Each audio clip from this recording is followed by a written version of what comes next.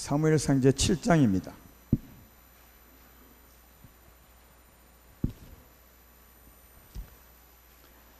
제 7장 3절부터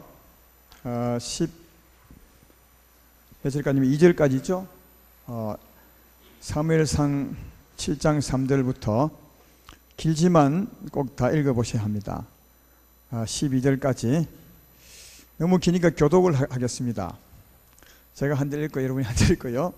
제가 3절 읽습니다. 사무엘이 이스라엘 온 족속에게 말하여 이르되 만일 너희가 진심으로 여호와께 돌아오려거든 이방 신들과 아스다롯을 너희 중에서 제거하고 너희 마음을 여호와께로 향하여 그 말을 섬기라. 그리하면 너희를 블레셋 사람의 손에서 건져내시리라.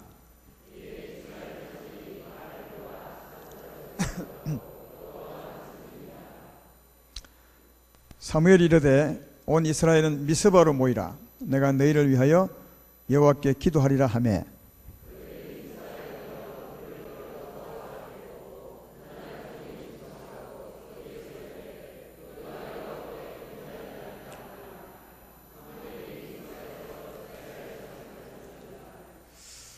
이스라엘 자손이 미스바에 모였함을 블레셋 사람들이 듣고 그들의 방백들이 이스라엘을 치러 올라온지라.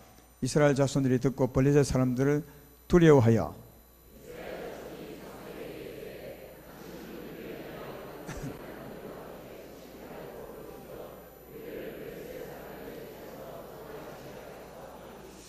사무엘이 젖 먹는 어린 양 하나를 가져다가 온전한 번제를 여호와께 드리고 이스라엘을 위하여 여호와께 부르짖음에 여호와께서 응답하셨더라.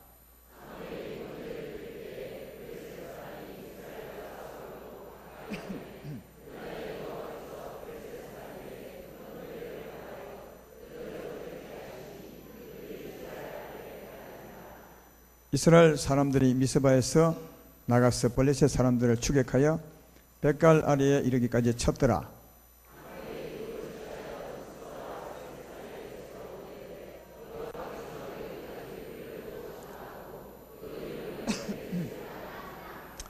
아멘. 말씀 듣기 전에 죄에 빠져 헤매이다가 이 찬송 하나만 하겠습니다. 이 찬송 진심으로 한번 불러보겠습니다.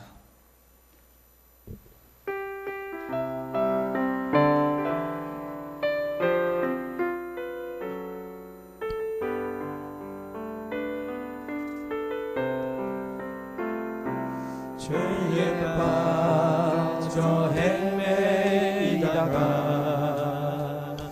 지쳐버린 나의 모습을 못 견디는 아픔 속에서 그렇게 쓰러졌을 때 아무도 보는 사람이 없어 정말로 난 외로웠네. 그때 주님 내게 찾아와 사랑으로 함께 하셨네. 병든 자여 내게 오라. 가라앉아 내게 오라. 죄 빠진 나를 사랑하리라. 모두 다 내게 오라. 슬픈 자여 내게 오라. 괴로운 자 내게 오라. 삶에 지친 마음 사랑하리라. 모두 다 내게 오라. 수많은 사랑 중에서 주님이 날 부르실 때에 설레이는 나의 주께 기쁠 수 없네. 이제 나도 주님 위하여 내 모든 것 다 드리니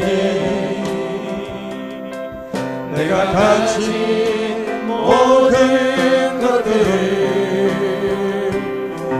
아낌없이 주께 드리니 병든 자여 내게 오라. 병든 자여 내게 오라. 가난한 자 내게 오라. 죄 빠진 많은 사람들아 모두 다 내게 오라. 슬픈 자여 내게 오라. 괴로운 자 내게 오라.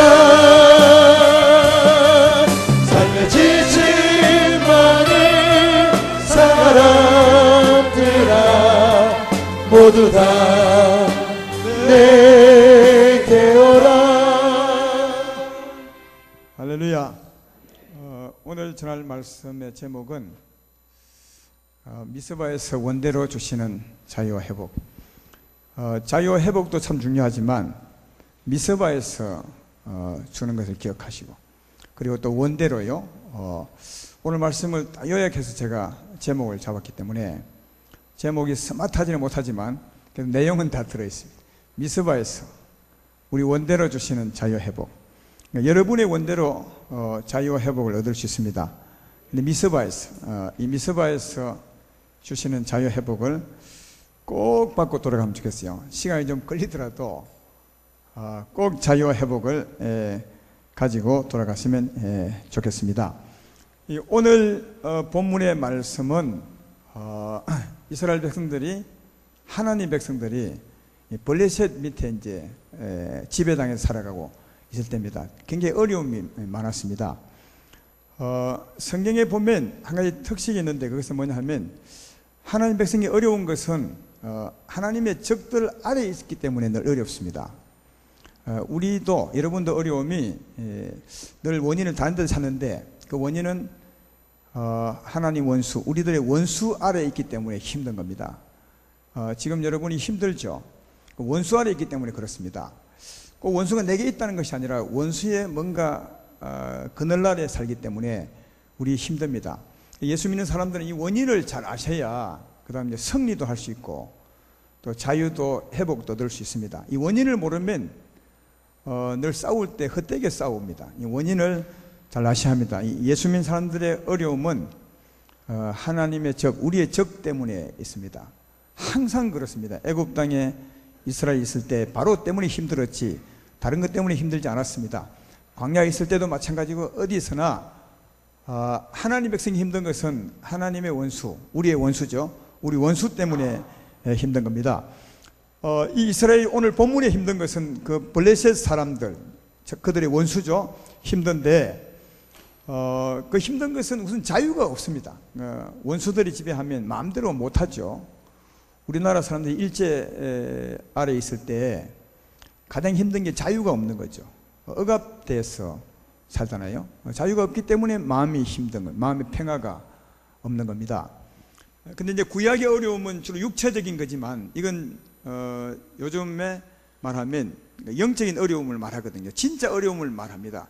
지금도 우리가 하나님 안에 있지 않고 원수 아래에 있으면 무엇이 힘드냐? 자유가 없어요. 우리 마음에 자유가 없어요. 우리 마음이 늘 묵직하고 또 어둡고 뭐랄까요? 하여튼 설명할 수 없는 그 어둠이, 그 무거움이 우리 마음을 짓누르고 있습니다. 그러니까 마음의 자유가 없는 것이고, 마음의 자유가 없다는 말은 마음의 평화가 없는 거죠. 이게 우리의 원수 아래에 있다는 증거고, 그게 우리 어려움입니다. 근데 우리들은 항상 이 어려울 때 보면 원인을 다른 데 찾습니다. 몸이 병들었기 때문에 힘들다. 아니면 사업이 안 되니까 힘들다. 남편이 애를 먹이니까 힘들다. 아내가 열을 먹이니까 힘들다, 또 자녀가 말을 안 들으니까 힘들다. 전부 원인을 다른 데 찾거든요. 근데 사업이 안 되는 원인도 진짜 다른 이유가 있는 겁니다. 또 자녀가 잘 안 되는 이유도 다른 데 원인이, 근본 원인이 있는 거죠. 그 가정에 힘든 것, 이런 모든 일이 다 근본 원인이 문제가 있는 거죠. 우리의 싸움은 헬과 육이 아니에요. 성경은 우리의 싸움은 헬과 육이 아니요 악한 영들에 대함이라 이렇게 말해도 예수 믿는 사람들이 보면 항상 헬과 육에 대해 싸우거든요. 자기 남편하고 싸우고 아내하고 싸우고 자식하고 싸우고. 그래서 하는 말이 니만 없으면 우리 집에 편안할 텐데, 사업만 잘 되면 편안할 텐데 늘 그렇게, 이게 원인부터 틀린 거예요. 그러면 절대로 승리할 수 없어요. 절대로 승리할 수 없어요. 병 때문에 몸만 안 아프면 괜찮겠는데 아닙니다, 여러분. 그게 원인이 아니라 그렇게 한 진짜 원인이 있는 거죠. 진짜 원인이요. 이스라엘 백성들이 블레셋 때문에 자유가 없었고 평안이 없었습니다. 우리도 우리의 원수 때문에, 보이지 않는 악한 영 때문에 우리 마음에 자유가 없고 평화가 없고, 그것 때문에 몸도 아프고 하는 일이 안 되고 짜증나고 싸우고 믿고 그렇게 되거든요. 그러니까 이 근본 원인을 아는 데서 우리의 승리는 출발합니다. 우리의 원인은 하나님 원수, 우리의 원수, 눈에 보이지 않지만 악한 영이 우리의 원수입니다. 하나님을 바라보듯이 그놈도 한번 바라보면 참 좋겠다, 그렇게 생각이 됩니다. 근데 오늘 본문에 보면 이스라엘 백성들이 하나님의 주장을 받고 살아야 될 텐데, 왜냐하면 하나님 백성이잖아요. 하나님의 다스림을 받으며 하나님을 왕으로, 그 왕이신 주님의 다스림을 받고 살아야 될 텐데, 이스라엘 백성들은 이상하게 블레셋의 지배를 받고 살거든요. 왜 그래요? 하나님 백성이 왜 블레셋의 지배를 받고 사느냐, 원수의 그늘 아래 사느냐 하는 겁니다. 이건 또 간단합니다. 원인이 하나님을 떠났기 때문이요. 여러분, 하나님은 우리 사람을 안 떠납니다. 하나님은 여러분을 떠난 적이 없습니다. 성경 어디도 내가 너를 떠날 것이라 이렇게 말한 적이 없습니다. 나는 너를 떠나지 않을 것이라. 그러니까 너도 떠나지 말라 하는데 우리가 떠나는 거죠. 그래서 하나님은 항상 보면 그 자리에 있습니다. 우리가 갔다가 왔다가 하죠. 근데 참 좋은 게, 하나님이 참 사랑이라는 게, 여러분은 이리 안 합니다. 여러분은 누군가 여러분을 떠나잖아요. 그럼 여러분도 떠납니다. 그죠? 아내가 떠나면 남편도 가요. 거기 기다리는 사람 있습니까? 안 기다립니다. 항상 떠나면 자기도 갑니다. 근데 하나님은 안 그래요. 우리가 떠나지만 하나님은 그 자리에 계세요. 왜? 하나님은 죄를 지을 수는 없으니까. 죄를 짓고 떠나는 것이 우리가 떠나는 거거든요. 하나님은 죄를 짓고 따라올 수는 없어요. 그러니까 하나님은 그 자리에 계시지만 늘 죄를 짓고 떠나는 거죠. 여기 블레셋 아래에 있는 이스라엘 백성들도 죄를 짓고 하나님을 떠났던 겁니다. 그 원인을 사무엘이 말하잖아요. 3절에 보면 무슨 죄를 지었는지 보라고요. 사무엘이 이스라엘 온 족속에게 말하 이르되, 만일 너희가 전심으로 여호와께 돌아오려거든 이방 신들과 아스다롯을 너희 중에서 제거하고 너희 마음을 여호와께로 향하여 그만을 섬기라. 그리하면 너희를 블레셋 사람의 손에서 건져내시리라. 그렇게 말하거든요. 그러니까 이스라엘 백성들이 이때 하나님을 떠난 것은 우상을 섬겼어요. 아스다롯을 섬기고 이방 신을 섬겼다고 말합니다. 그러니까 이들의 죄는 우상 숭배였습니다. 여러분의 죄는 무엇인지를 보아야 돼요. 이 백성들은 우상 숭배였어요. 아스라롯을 섬기고 이방 신들을 섬겼던 게 하나님을 떠났던 이유입니다. 그래서 이제 사무엘이 그들에게 말합니다. 하나님께로 돌아오라. 그 신들을 버리고 우상을 버리고 돌아오라. 그러면 하나님이 돌아오시리라. 그렇게 말하거든요. 그래서 이제 이들은 하나님을 사모했던 사람들이라, 여러분 이 성경을 오늘 본문 전으로 보면 오랫동안 하나님을 떠납니다. 이들이요, 오랜 세월 동안 몇십 년 떠나요. 그러니까 어려움이 굉장히 많으니까 이들이 이제 이 어려움이 하나님을 떠났기 때문에 왔다는 것을 스스로 알아요. 그래서 그들이 하나님을 사모하게 되죠. 여러분 중에도 어려움이 오랫동안 지속된 분이 있을 겁니다. 그런 사람들의 마음은 하나님을 사모하죠. 하나님 내게 오십시오. 이렇게 합니다. 근데 블레셋도 아니 이스라엘도 오래되었기 때문에 이제 하나님께로 돌아오려는 마음을 가졌죠. 그래서 이제 사무엘이 그들에게 말하기를 하나님께로 돌아오려면 그 신들을 버려라. 우상을 다 깨버리고 버리고 돌아오라. 그랬더니 4절 보라고요. 보면 거기 보면 이에 이스라엘 자손이 바알들과 아스타롯을 제거하고 여호와만 섬기니라. 그래서 참 말 잘 들었어요. 딱 우상을 딱 버리고 이방신을 딱 버리고 딱 돌아왔어요. 이런 결단이 정말 필요해요. 우상을 버리고 돌아왔습니다. 그러나 그것으로 끝이 아니에요, 여러분. 우상을 섬기다가 그거 안 섬기고 온다고 끝이 아닙니다. 그럼 무엇이 남았습니까? 우상을 섬김에 살았던 죄가 남은 거죠. 그동안 몇십 년 동안 우상은 버렸지만 우상을 섬김에 살았던 그 죄는 남아 있잖아요. 제 말 이해되면 아멘 합시다. 예.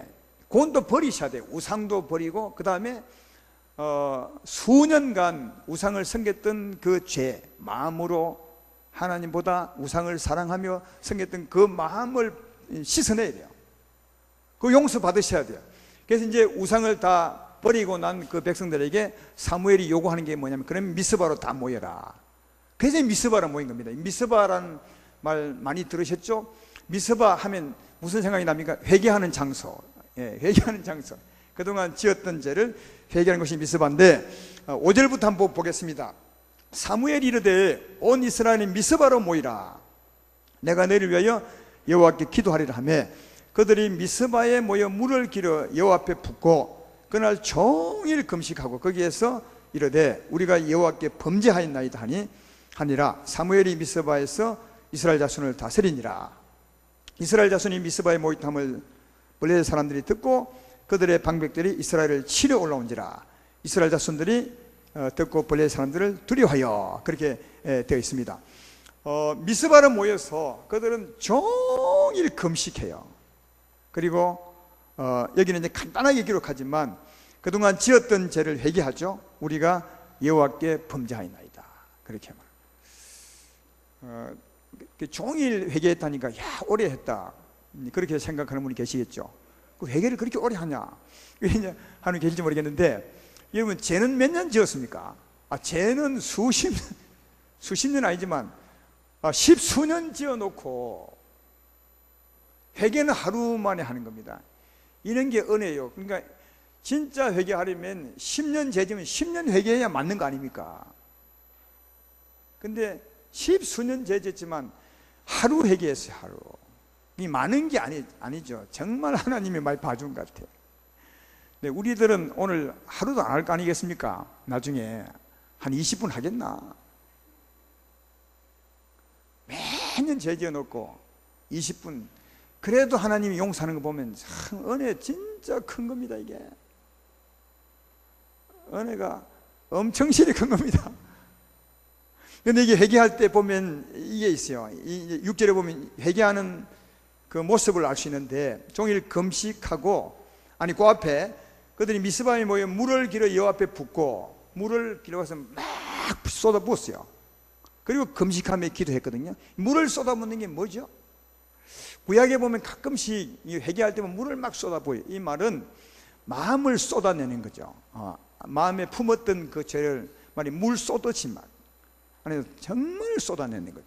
그러니까 여기에 보면 이 회개하는 그 마음을 읽을 수 있죠. 진심으로 하는 거고 겸손하게 하는 거죠. 진심으로. 그러니까 회개의 가장 기본 마음은 겸손히 하는 겁니다. 하나님께 용서받으려 하는 마음, 겸손히. 그리고 진실로 해야 돼요. 가짜로 하면 안 돼요.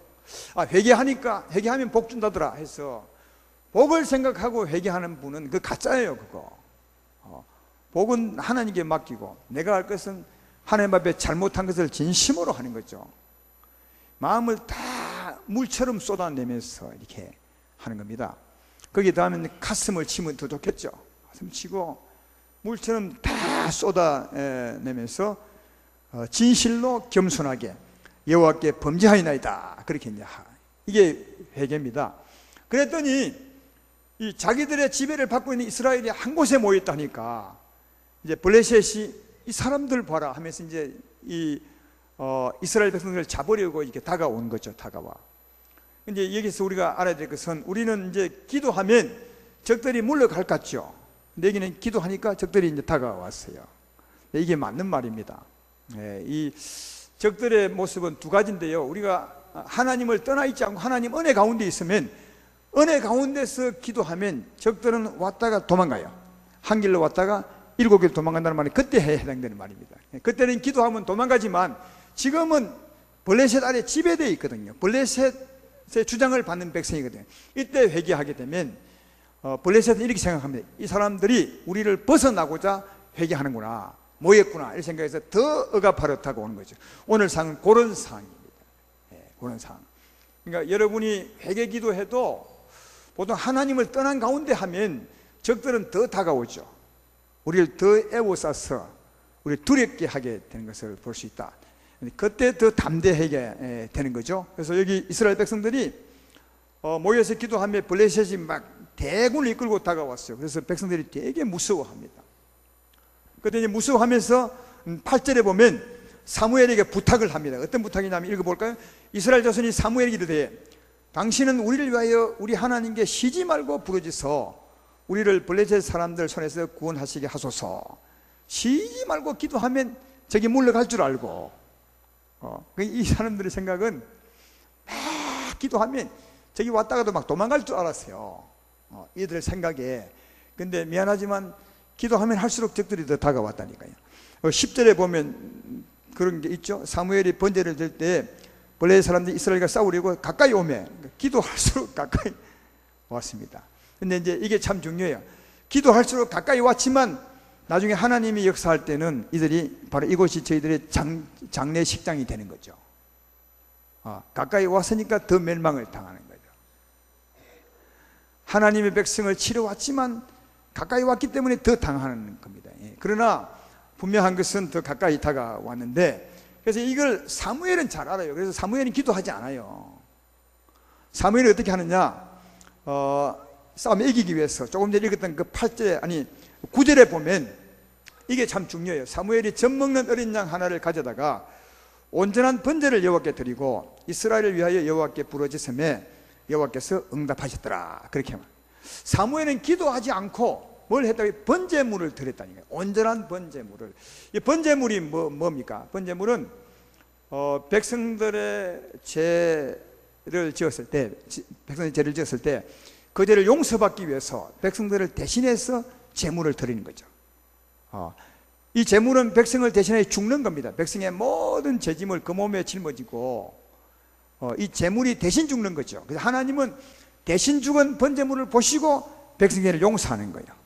제 말 이해되면 아멘 합시다. 그러니까 사무엘이 여기 왜 번제를 왜 드리는 겁니까? 앞에 백성이 회개했잖아요. 많이 회개해놨죠. 그동안 몇십 년 지었던 죄를 진심으로 하루 종일 회개했거든요.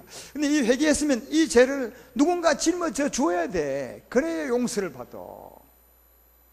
우리는 생각하기를 회개만 하면 하나님 용서할 것 같다고 용서할 것처럼 생각하는데 아닙니다. 회개했다면 누군가는 책임져야 돼요. 누군가는 대신 그 죄를 책임져야 용서를 받는 거 아니겠습니까? 구약에는 죄를 회개하고 나면 반드시 제물을 드려. 번제 제물을, 짐승을 드리죠. 그러면 하나님이 대신 죽은 짐승을 보고 그 백성의 죄를 용서하는 겁니다. 근데 오늘날은 우리의 죄를 짊어지고 누가 죽으셨습니까? 예수님이 죽으셨습니다. 예수님이 죽으셨습니다. 예수님이 번제 제물이에요. 우리가 회개한 죄, 예수님이 이미 다 십자가에 죽으셨어요. 우리는 이미 담당하신 예수를 믿는 거죠. 과거에 우리 죄를 이미 짊어진 예수를 믿는 거죠. 회개하고 믿는 거지만 여기는 예수님이 죽기 전이니까 예수님을 상징하는 제물을 드리는 거죠. 회개하고 제물을 드리는 거예요. 그러면 이제 하나님이 회개하고 제물을 드렸으니까 제물의 죽음을 보고 그 백성의 죄를 용서하는 거죠. 오늘 우리들은 회개하고 예수의 십자가를 붙들면 하나님이 용서하는 것입니다. 이해가 되시죠? 참 이게 이런 게 참 은혜입니다. 우리가 죄 짓고 죄값은 누가 치르고요? 예수님이 치르고. 우리는 회개하고 그걸 믿으면 용서가 되고, 몇십 년 지었던 죄도 하루 아니면 20분이라도 진심으로 하면 주님이 그 값을 치루었으니까, 번제 제물이 되셨으니까 용서하시고. 그래요. 그러니까 이 사무엘이 번제 제물을 드린 것은 그 앞에 회개해 놓은 그 죄를 위해서 드린 겁니다. 그 회개한 죄를 누군가 짊어져 주어야 되거든요. 그래서 그 죄를 담당할 제물을 하나님께 드리는 거죠. 그리고 사무엘이 한 일이 뭡니까? 기도하는 거죠. 이 기도는 무슨 기도입니까? 하나님, 이 백성이 진심으로 돌아와 회개하고 이 번제 제물을 드리오니 이 번제 제물을 받으시고 이 백성들의 죄를 용서해 주십시오. 이 기도하는 거예요. 부르짖어 간절히. 이 사무엘은 하나님께 제사함 받는 법도를 아는 거예요. 이 백성은 몰랐어요. 백성은 그냥 막 기도하면 저기 물러갈 줄 알았는데 사무엘은 다 아는 거죠. 하나님의 사람들이. 여러분도 아셔야 되는 거예요. 여러분도, 우리도 다 아셔야 돼. 이 제사함 받는 법도를 아셔야 은혜를 받을 수 있는 겁니다. 그랬더니 번제 제물을 드리고 사무엘이 진심으로 부르짖어 기도하잖아요. 용서해 달라고. 하나님은 용서하죠. 아니, 용서해 놓고 어쩌면 기다린지 몰라요. 하나님은. 왜? 하나님은 그 백성과 함께 하고 싶거든요. 여러분, 부모님이, 아니 자녀가 부모를 떠나 밖에 나갔을 때 그 자녀도 부모에게 돌아오기를 원하지만 부모도 자녀가 정말 돌아오기를 원해요. 누가 더 만나기를 원하겠습니까? 부모님이 훨씬 더 간절해. 부모님이 훨씬 더 자녀를 더 보기를 원해요. 하나님과 우리 사이도 마찬가지입니다. 우리도 하나님 보기를 원하지만 하나님이 우리가 보기 원하는 것보다 훨씬 더 보기 원해요. 그러니까 주님은 죄 용서해 주고 싶어 정말 뭐라게 안달이 나는 거죠. 우리가 제대로만 나오면, 진심으로 회개하고 예수님을 붙들기만 하면 주님은 바로 용서하는 거죠. 이런 하나님의 사랑을 알 때, 회개할 때도 확신이 생기는 겁니다. 주님이 나를 용서하시겠구나, 나를 용서하시고 나를 만나기를 원하시구나, 이런 확신이 들죠. 그래서 이제 사무엘이 번제 제물을 드렸더니 그 다음 10절을 봐요. 어떤 일이 벌어지니, 사무엘이 번제를 드릴 때 블레셋 사람이 이스라엘과 싸우려고 가까이 왔, 아까 가까이 왔죠? 그날에 여호와께서 블레셋 사람의 큰 우레를 바라여 그들을 어지럽게 하시니 그들이 이스라엘 앞에 패한지라. 이스라엘 사람들이 미스바에서 나가서 블레셋 사람을 추격하여 벳갈 아래까지 이르러 쳤더라.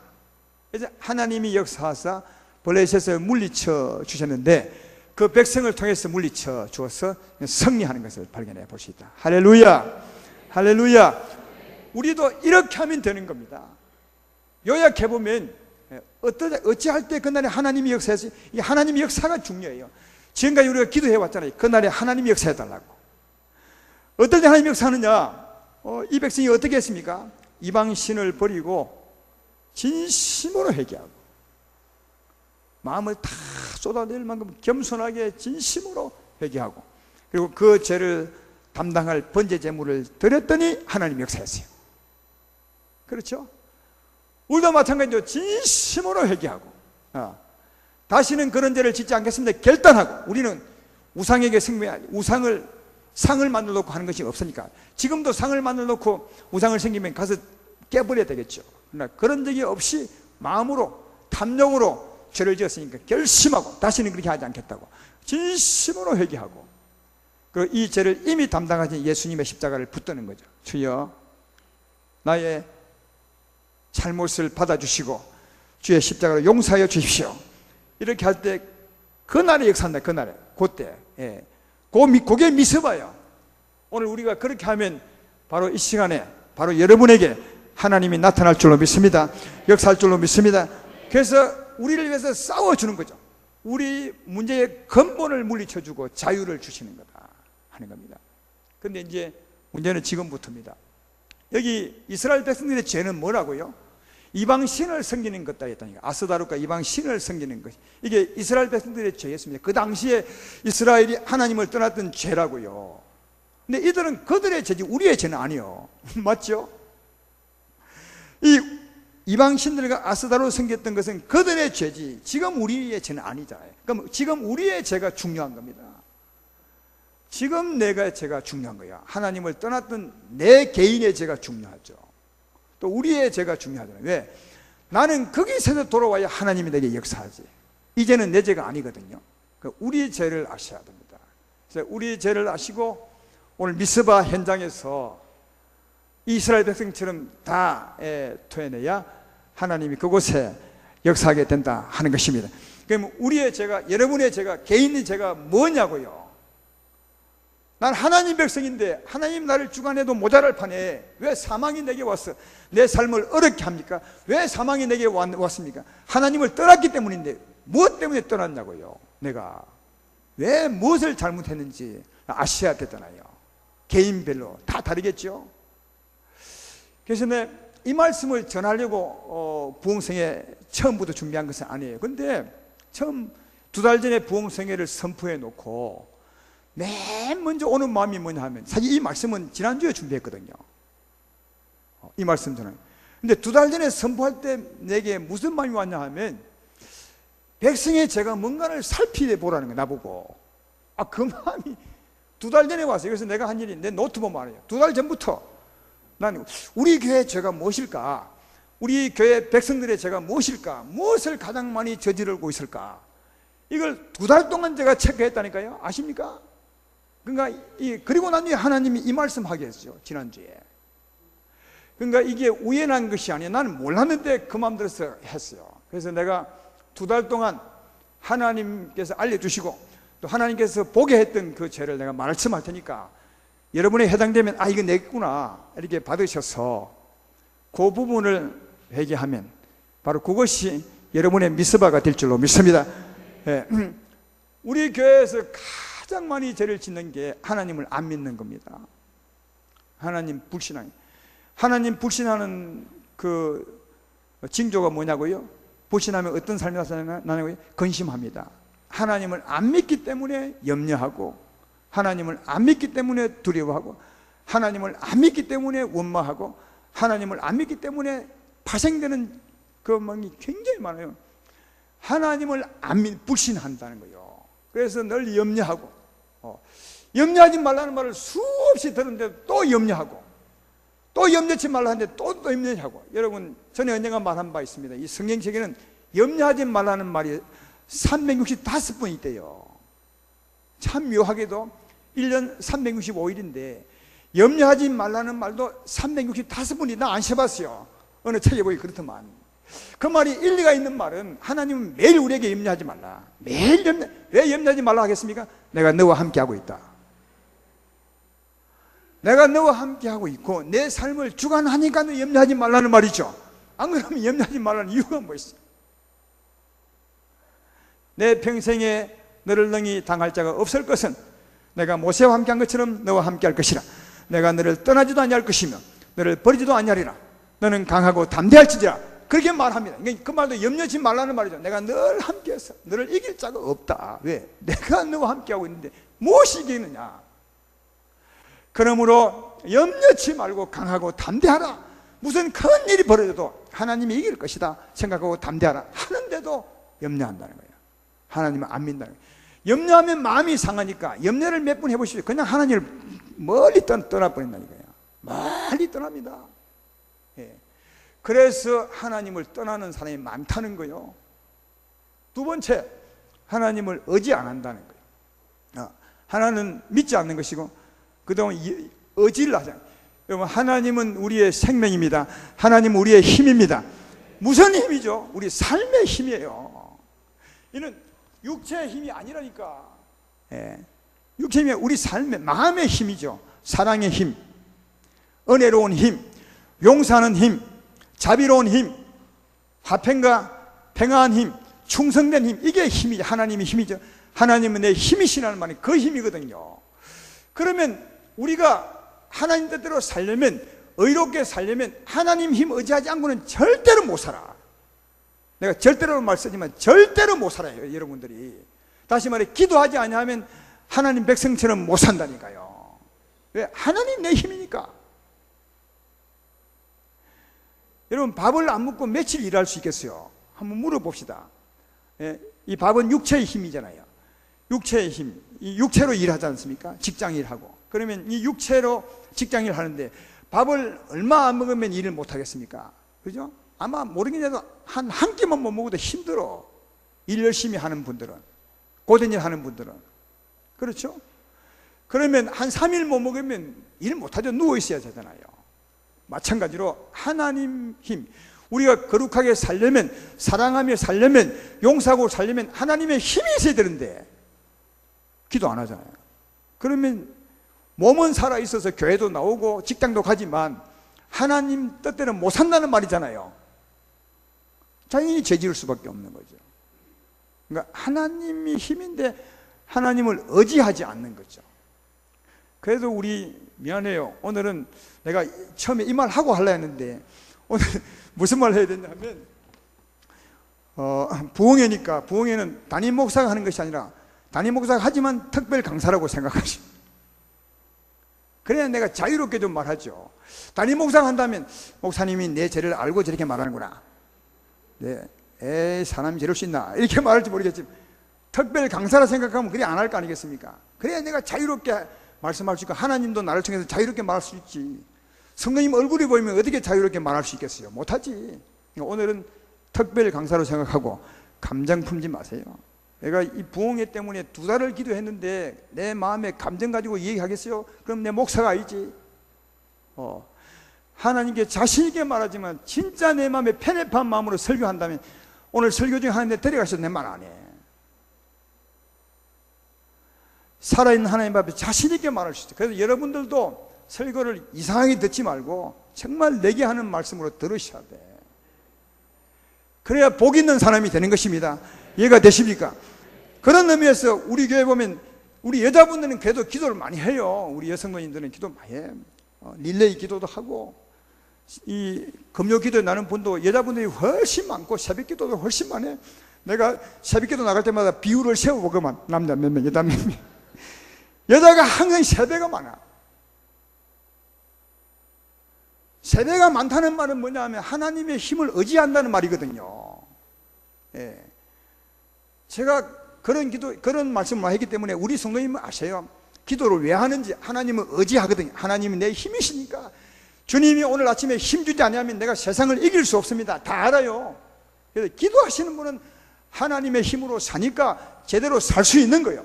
그러나 미안하지만 아름다운 교회 남자 성도님들이요, 여러분은 기도 덜 하잖아요.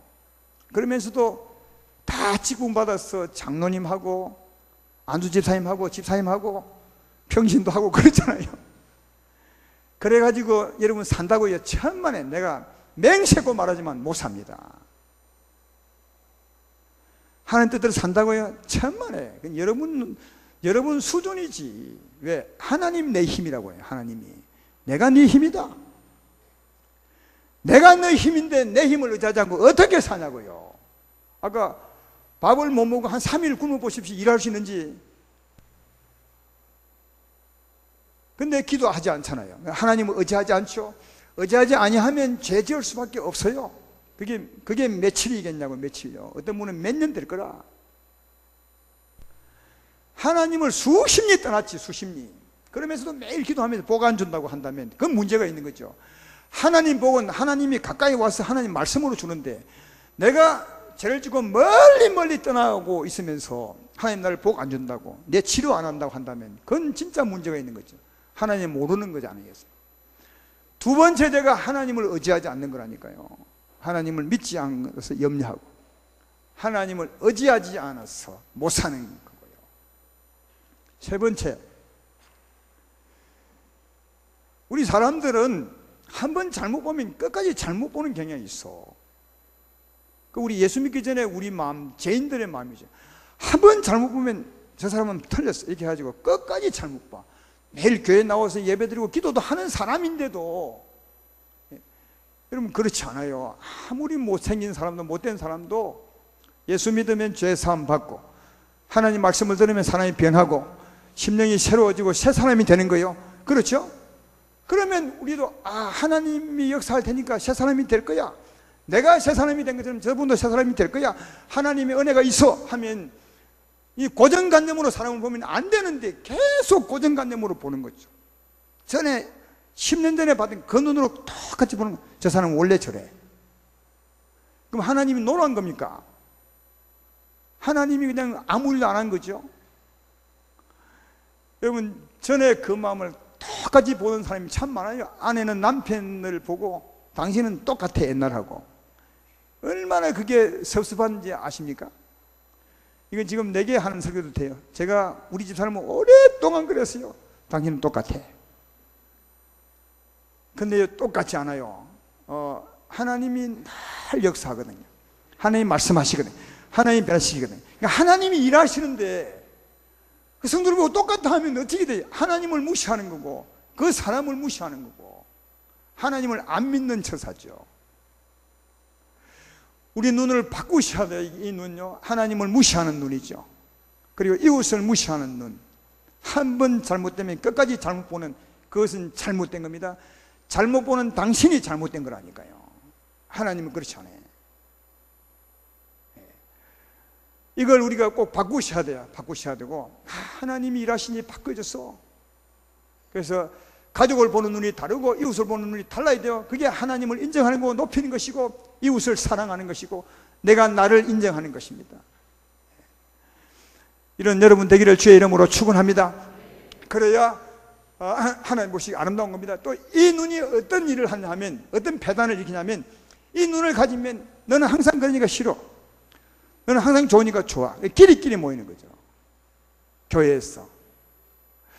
그러니까 내가 좋아하는 사람을 좋아하는 것은 사랑이 아닙니다, 여러분. 내가 싫어하는 사람도 사랑하는 게 하나님의 사랑이에요. 너를 좋아하는 사람만 좋아한다면 세상 사람과 무슨 다를 바가 있냐? 하나님은 그러잖아요. 하나님은 비를 의로운 자에게도 내리고 악한 자에게도 내리고, 하나님은 악인도 사랑하고, 악인을 좋아한다는 말은 아니에요. 악인을 사랑하고 의인도 사랑하고. 이게 하나님의 사랑이거든요. 변하지 않는 사랑, 수준 높은 사랑. 근데 우리들은 아까 고정된 눈 때문에 내가 좋아하는 사람만 좋아하는 거예요. 그러면 다른 사람은 싫어하는 거죠. 그 사랑은 사랑이 아니라니까요. 그건 욕심이지. 일종의 욕심이지. 일종의 죄입니다. 일종의 죄. 그런 게 우리 교회 가운데 나는 모르겠어요. 있대요. 끼리끼리 모이면 안 됩니다, 여러분. 끼리끼리 모일 때 다른 사람이 상처받습니다. 우리가 하나님의 사람이 돼가면 자꾸 나를 버리고 하나님 사랑을 가져가는 게 이게 맞는 겁니다. 나를 버리고 하나님께 가까이 가는 게, 이게 하나님을 잘 알아가는 것이고 하나님이 기뻐하는 것이고, 또 하나, 한번 이웃에 대해서 악한 마음을 품으면, 미운 마음을 품으면 이 미운 마음을 안 버려. 끝까지.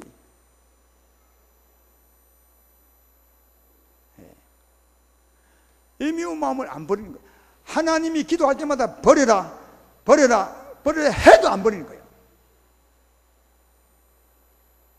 여러분, 우리 형제잖아요. 예수님으로 말미암아 십자가로 용서받은 이미 다 형제인데 한번 싸울 수 있잖아요. 여러분, 형제끼리 못 싸웁니까? 육체의 행기끼도 싸우고 영계 행기끼도 싸우죠. 이러면 이 교회에 이렇게 많은 성도 다니는데 왜 안 싸울 일이 없겠어요? 싸울 수 있습니다. 중요한 것은 싸우고 난 다음이 중요한 겁니다. 여러분, 아이들이 교육이 잘 된 아이와 교육이 덜 된 아이의 차이가 뭔지 아십니까? 이 공부하거나 노는 걸 보면 막 어지기는 마찬가지요. 착한 아이도 어질고 좀 못한 아이도 어지러요. 근데 그 다음이 이제 아이가 차이나는 거죠. 착한 아이는 다 이게 정리를 해요. 다 흩어놓았다가 정리를 합니다. 얘가 교육이 잘 된 거예요. 근데 한 아이는 헛고만 흩어놓고 정리를 안 해. 얘가 조금 문제가 있는 아이거든요. 우리도 마찬가지입니다. 이거 사는데 어떻게 안 어지러집니까? 사는데 어떻게 말다툼이 없어요? 모여 의논하는데 어떻게 큰 소리가 안 나옵니까? 다 나오지. 문제는 그 다음이에요. 이 마음을 딱 품고 있는 거예요. 하나님은 용서해, 풀어. 내가 너를 그보다 훨씬 더한 죄도 용서했잖아, 죽음으로. 너도 풀어. 말씀을 듣고도 안 푸는 거예요. 이게 문제, 이게. 정말 뭐랄까요, 이게 무서운 거죠, 이게. 그거 계속되면 절대로 용서를 못 받아요. 이거 빨리 푸셔야 돼요. 그리고 그런 사람이 누가 괴로우냐? 사실은 이게 뭡니까? 이 미운 마음을 품고 있는 사람이 더 힘들어요. 그러니까 미운 마음을 품게 한 사람은 또 알지도 못할 때가 참 많아. 그렇잖아요. 그 사람은 그런 일을 했는지도 몰라. 미운 마음을 품게 했는지도 몰라요. 근데 본인만 알고 품고 있는 거예요. 그러면 누가 괴롭습니까? 품게 한 사람은 아무 이유 없어 자유하고 살아. 품은 사람만 늘 그 미움의 감옥에 갇혀 살아. 혼자서 미움의 감옥에. 그 감옥 갇히는 게 얼마나 힘든지 아세요? 그때 누가 마음 아프겠냐고요. 당신도 마음 아프지만 하나님이 제일 마음 아프다니까요. 자기 사랑하는 자녀가 미움의 감옥에 갇혀 있는 거예요. 그래서 빨리 풀고 나오라고 자유하라고 말하는데 안 한단 말이죠. 여러분, 성경에는 몇 년이 아니라 며칠이 아니라 여기 에베소서 4장 26절 27절에 나와 있죠. 분을 내어 또 죄를 짓지 말며 해가 지도록 분을 품지 말고 마귀에게 틈을 주지 말라. 하나님은 하루를 넘기지 말라고. 분을 품어도 이 사람인지라 좀 그럴 수 있더만요. 이 부부끼리 하면 싸워도 그 감정이 좀 오래 가. 그렇죠. 그러나 하루는 가지 마라. 하루는 지나지 말라는 거예요. 이게 하나님의 엄미한 말씀이요, 명령이 아니라 우리를 사랑한 말씀이죠. 왜냐하면 하루를 지나면 마귀가 틈탄다는 거죠. 벌레처지 틈탄다는 거죠. 그래서 이런 것에 자존심 세우지 말고 빨리 푸는 사람이 진짜 훌륭한 사람이에요. 아론처럼, 지난주에 아론 얘기했죠. 베드로처럼, 베드로가 성질은 급하지만 참 좋은 게 있는데 하나님이 아니라면 그냥 바로 고쳐요. 어느 날 예수님이 대야 물 떠놓고 발 씻으러 했어요. 베드로가 보시니까 주인이 종을 시킨다니까 이게 말이 안 되거든요. 주님 절대로 못 시킵니다. 베드로가, 성질 급한 베드로가 말했죠. 주께서 하시는 말씀이 네 발을 내가 안 시키면 너와 관계가 없다니까 바로 발 씻어달라고 하잖아요. 그리고 모욕까지 시켜달라고. 이런 사람이 믿음 좋은 사람이에요. 자기 자존심보다, 자기가 말해버린 것보다 하나님이 더 큰 거죠. 이런 사람이 정말 훌륭한 사람이요. 한 번 품으면 몇 년을 품은 사람은 문제 있는 사람이요. 그래 하면 안 돼요. 하나님 마음이 진짜 아프다니까요.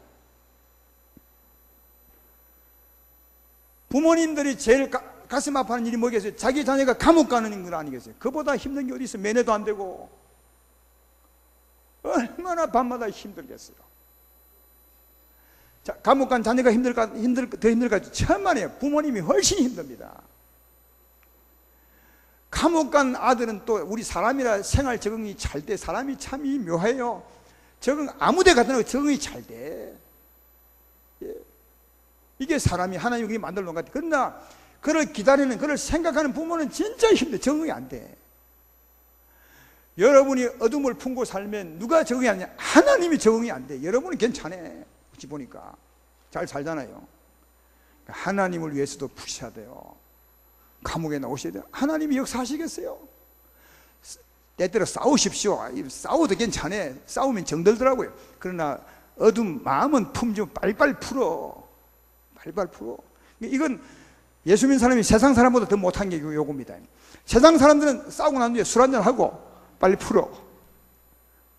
그렇죠.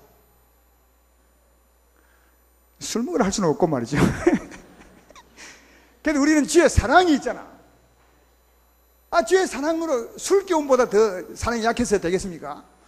술 기운도 푼다는데 주님의 사랑의 기운 가지고 못 풀 사람이 어디 있어요? 그러면 안 되지.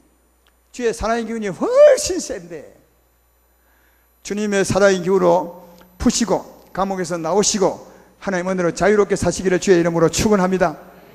예. 그리고 두 마음 품는 거예요. 예배 때는 은혜롭게 했다가 교회 오면 할렐루야 했다가 집에 가면 놀렐루야 해가지고 그러니까 늘 교회와 집이 마음이 달라. 얼굴이 달라. 그건 안 돼요. 그건 이중 마음이지. 아니 그런 마음 가질 수 있어요. 우리 예수 믿는 사람들은 마음이 잘 변하니까 그럴 수 있는데 그래도 그럴 때 빨리 푸셔야 돼. 두 마음을 한 마음으로 바꾸셔야 돼. 두 마음을. 그럼 많죠. 제가 보면 많은 것 같아요. 집에는 막 애들을 죽일 듯이 잡다가 교회 오면 생글생글 웃고 오는 거예요. 그런 사람이 되겠어요? 그래도 한 번은 괜찮아. 근데 그래하고도 고민도 안 한다면 문제 있잖아요. 고민도 안 하면. 사람이라 그럴 수 있는데 그래도 고민을 해야 되잖아. 야, 이래서는 안 되는데. 그러면 그 고민으로 말면 하나님께 하면 금방 고쳐. 고민도 안 하는 거야. 얼굴이 날마다 교회, 집, 날마다 왔다 갔다 하면서도 고민도 안 해. 그게 정상적인 것처럼. 그 정상 아니에요. 야고보서 4장 8절로 9절에 그런 사람에 대해서 말하잖아요. 하나님을 가까이 하라. 그리하면 너희를 가까이 하시리라. 죄인들아 손을 깨끗이 하라. 두 마음을 품은 자들아 마음을 성결케 하라. 슬퍼하며 애통하며 울지어다. 너희 웃음을 애통으로 너희 즐거움을 근심으로 바꿀지다. 그러니까 두 마음이 있는 사람들은 정말 애통함으로 기도하라는 거예요. 애통함으로. 두 마음 중에 나쁜 마음을 버리고 한 마음이 내 마음 되도록 애통하면서 기도하라. 그래서 가능하면 한 마음 가지고 살 수 있도록 그렇게 하라. 그렇게 말하지 않습니까? 그리고 이제는 성경에 보면 이 마지막 때 지키기 쉬운 죄가 있더라고요. 디모데후서 3장 1절 5절에 여러분이 해당되는 걸 다 받아보십시오. 너는 이것을 알라. 말세에 고통하는 때가 이르리라. 말세에 고통할 때가 이르리라. 이 고통이 왜 오는지 봐야. 그 다음 보십시오. 사람들이 자기를 사랑하며 돈을 사랑하며 돈을 자랑하며 교만하며 비방하며 부모를 거역하며 감사하지 아니하며 거룩하지 아니하며 무정하며 원통함을 풀지 아니하며 모함하며 절제하지 못하며 사나우며 선한 것을 좋아하지 아니하며 배신하며 조급하며 자만하며 쾌락을 사랑하기를 하나님 사랑하는 것보다 더하며 경건의 모양은 있으나 경건의 능력은 부인하니 이 같은 자들에게서 내가 돌아서라. 이게 마지막 우리 세대에 가장 짓기 쉬운 죄예요. 다른 건 다 여러분에게 맡기고요. 내가 조금 우리 교회에서 아쉬운 것은 이거예요. 선한 것을 좋아하지 아니하며. 선한 것을 좋아해야 되는데 선한 것을 좋아하지 않는데요. 이건요, 오늘날 그 우리 교인들이 모일 때 병폐예요. 교인들이 모이면 더 선하게 해야 될 텐데 선한 찬송하고 선한 말을 주고받으며 선한 금요라고 써야 되니 교인들이 모이면 선한 말을 하면 누가 옆에서 그래요. 또 잘난 척 하네. 예?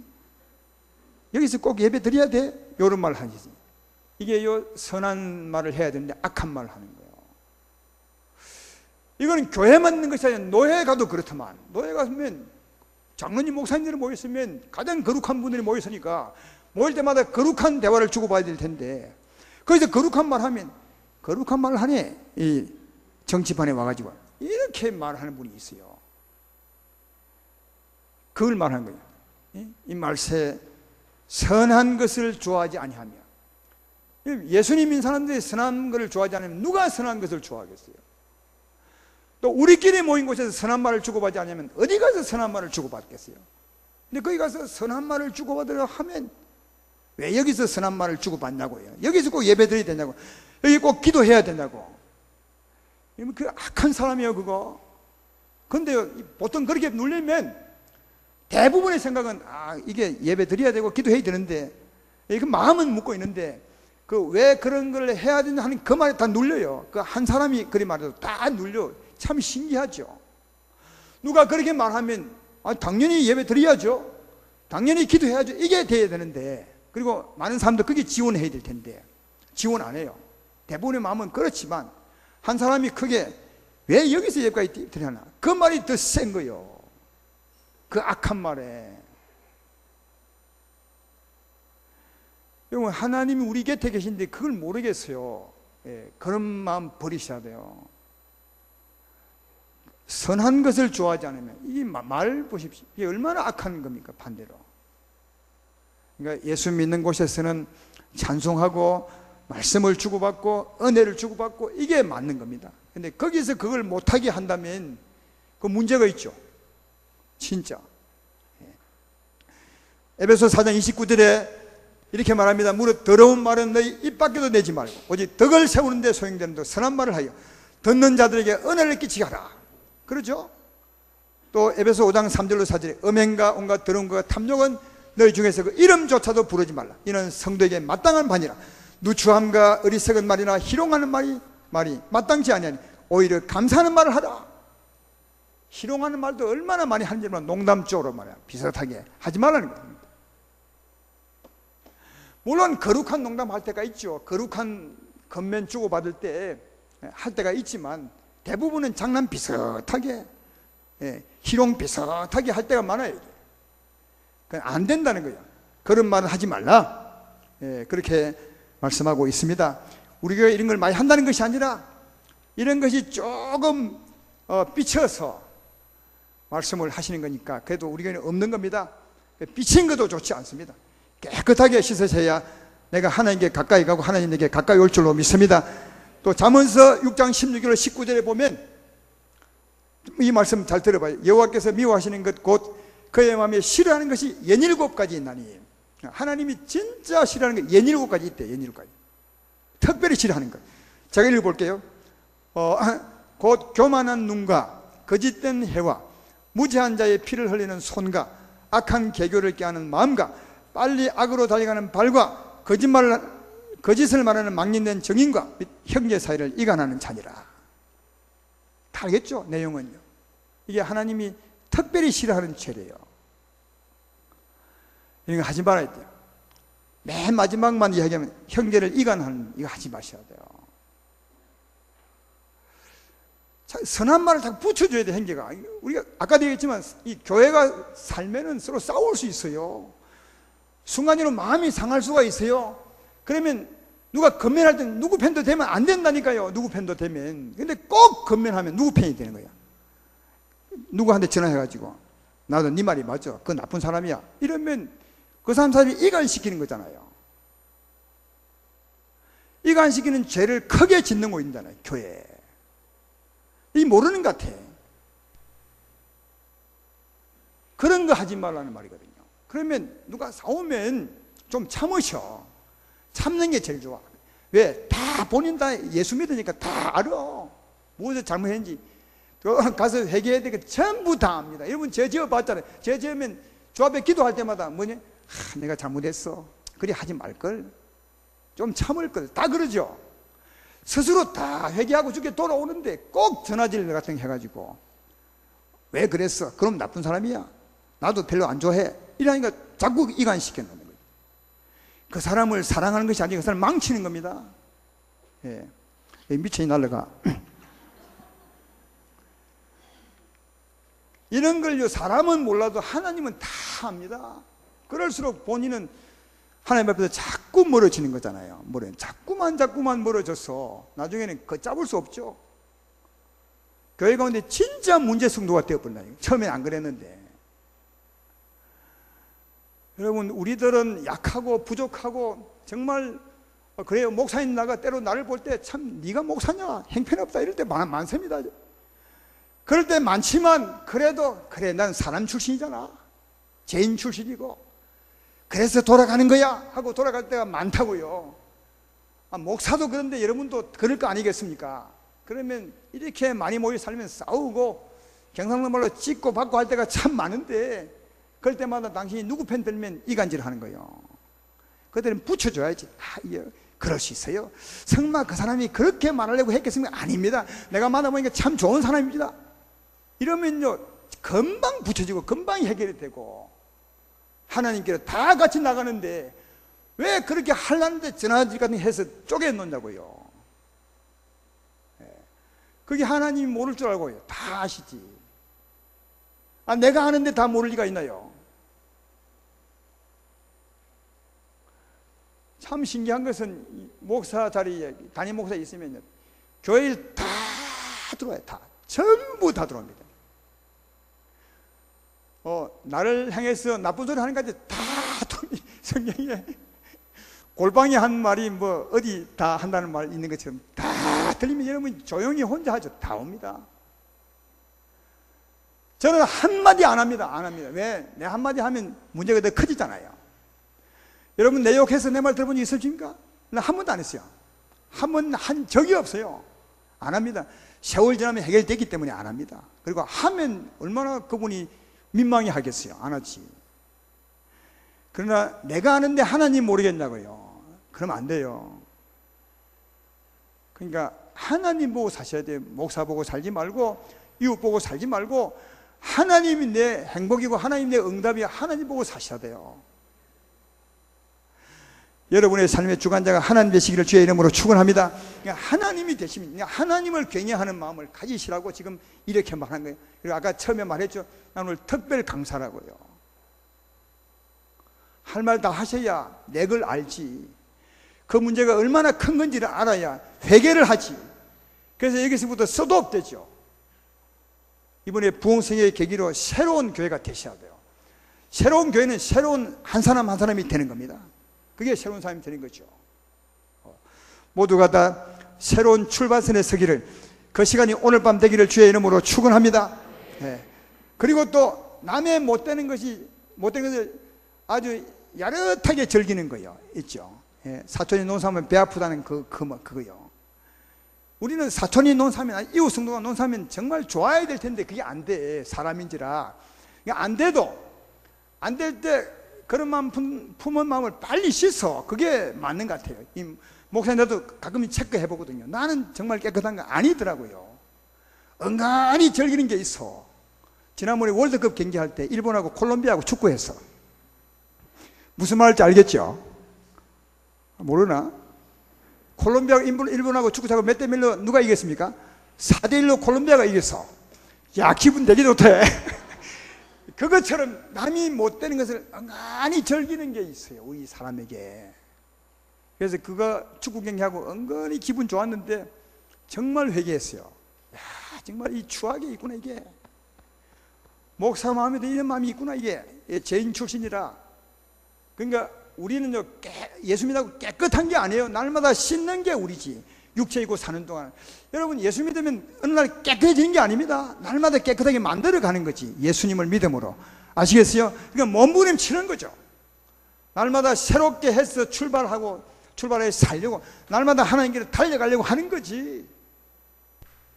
그게 우리 삶 아니겠습니까? 그러니까 이런 마음 있을 수밖에 없지만 그런 것도 씻는 게 마땅한 것입니다. 그렇게 하셔야 되고요. 또 하나, 여러분, 가장 큰 죄가 뭔지 아십니까? 가장 큰 죄가 무엇 같아요? 하나님 앞에 가장 큰 죄는 뭐냐? 회개하지 않는 죄예요.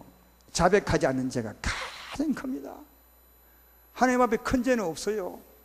진심으로 나가면 다 용서가 돼요. 십자가로 담당지 못한 죄는 하나도 없어요. 다 용서돼요. 아무리 흉악한 죄를 아무리 많이 져도 진심으로 나가면 주님이 용서하세요. 아무리 멀리 가도 회개하면 돌아와요. 할렐루야, 할렐루야. 근데 용서받지 못하는 죄가 있는데 그건 회개하지 않는 죄입니다. 자백하지 않는 죄는 가장 무서운 죄예요.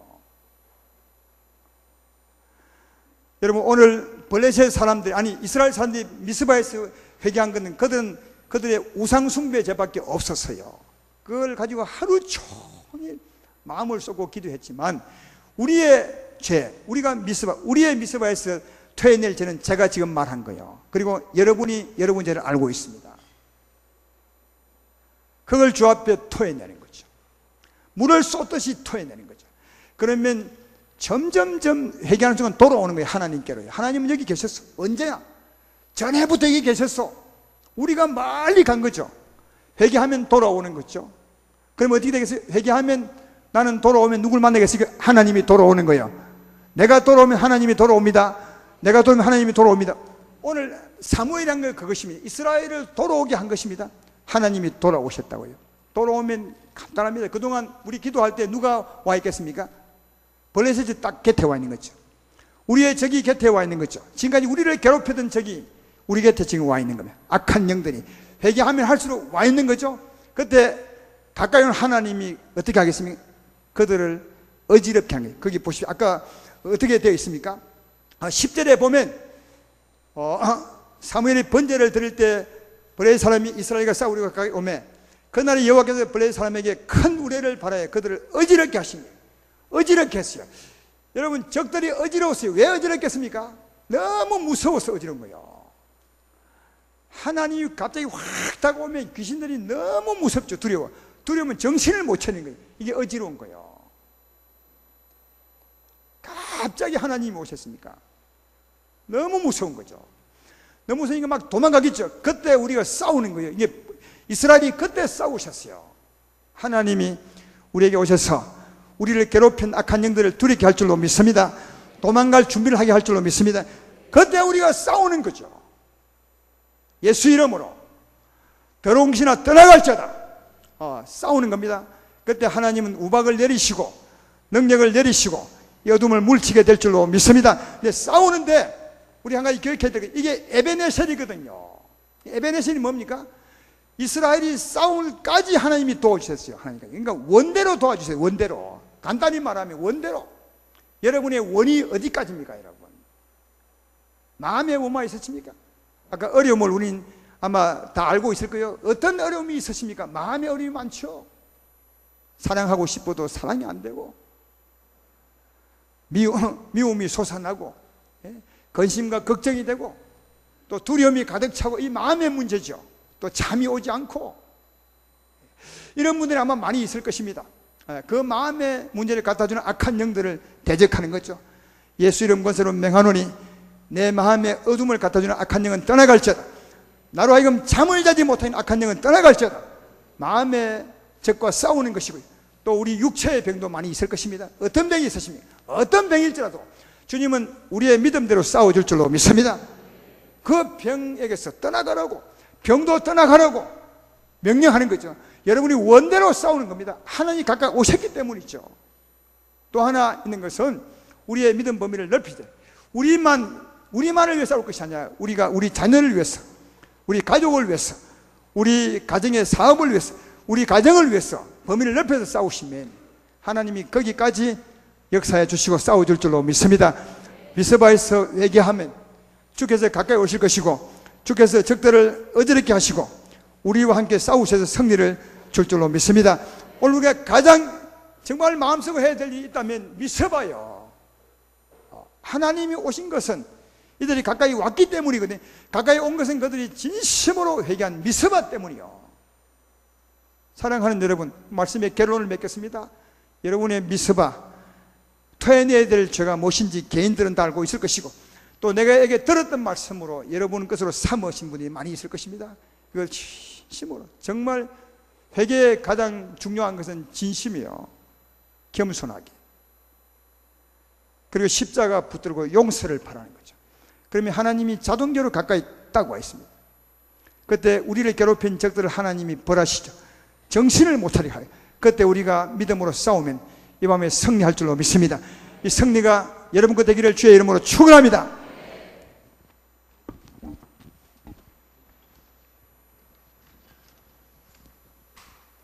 고통의 멍에 벗어내고